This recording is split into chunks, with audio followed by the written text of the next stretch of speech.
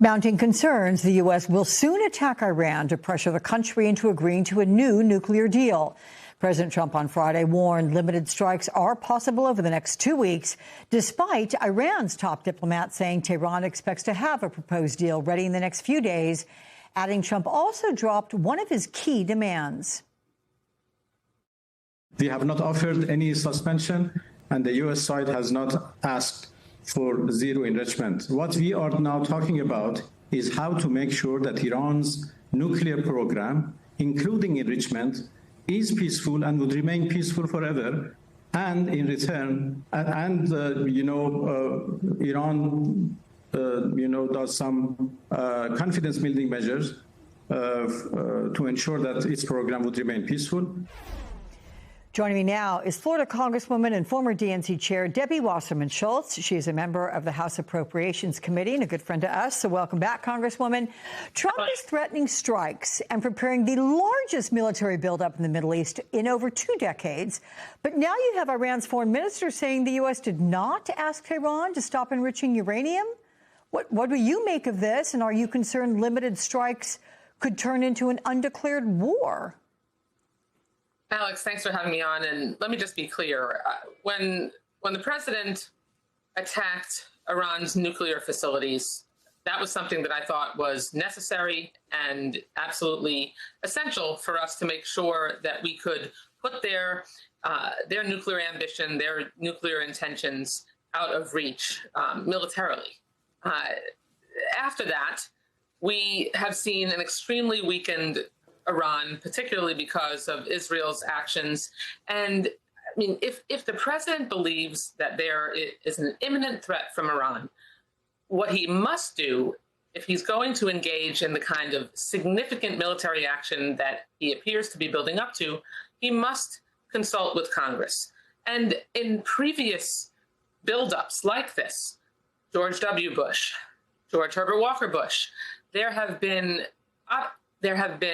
efforts made by the president to make the case to the American people, to make the case to Congress. We have not seen anything about an imminent threat that would necessitate a significant strike like this, to say nothing of the fact that I absolutely join the Iranian people when they want the Ayatollah gone. But we have to make sure that there's a plan in place and reasons why this is necessary right now in order to ensure we'd be successful. Iran is not Venezuela. Iran has many more military assets available to them, to say nothing of, even though they're weakened, they're proxy organizations, terrorist organizations. So to think that this would be a walk in the park, the president is really not thinking this through carefully and needs to consult with Congress. So Trump has not clearly explained to Congress or the country, to your point, why he's risking a war with Iran or how military force accomplishes his goals. Is it regime change, destroying, again, apparently, Iran's ability to make a nuclear weapon? Is it something else? Does Congress have the authority to stop a war from happening? Well, the key thing here is what you just played the foreign minister saying. It is unfathomable to me that in any negotiations that are taking place right now with Iran would allow them to continue enriching uranium. That was the reason that Donald Trump at the time said he opposed the Iran deal that was negotiated by President Obama. I mean, if he's not going to at least secure that essential requirement, then how is it different than what he opposed before? And what the Iranian foreign minister just described sounds like what was very similar to the Iran deal, the JCPOA that was negotiated in 2015.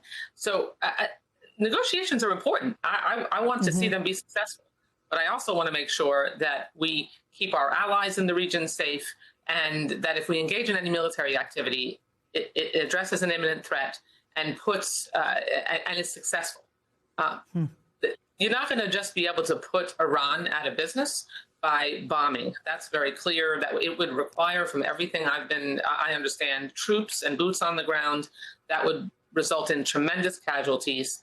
That necessitates a discussion with the American people and with Congress. Let's move to the DHS shutdown where talks remain stalled. Democrats are demanding some just basic law enforcement conditions to fund DHS. You want no masked agents, judicial warrants, higher training standards, and some real oversight. Will Democrats refuse to fund DHS until there are enforceable guardrails on federal immigration officers? This is Republicans refusing to agree to fund DHS because they won't agree to reasonable restrictions on ICE. I mean, anyone watching this should raise their hand if they are okay with law enforcement being able to bash down anyone's door with no judicial warrant, with no probable cause. That is not, we bar that as a constitutional principle in this country without a judicial warrant. We've seen now 6 people who were killed by ICE, dating back to last year, because there are more deaths that have been revealed.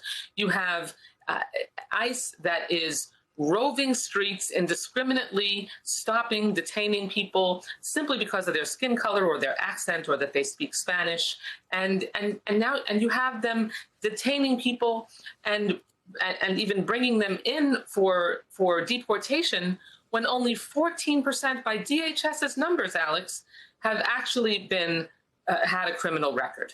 This feels like massive distraction from the fact that life is too expensive for Americans in this country.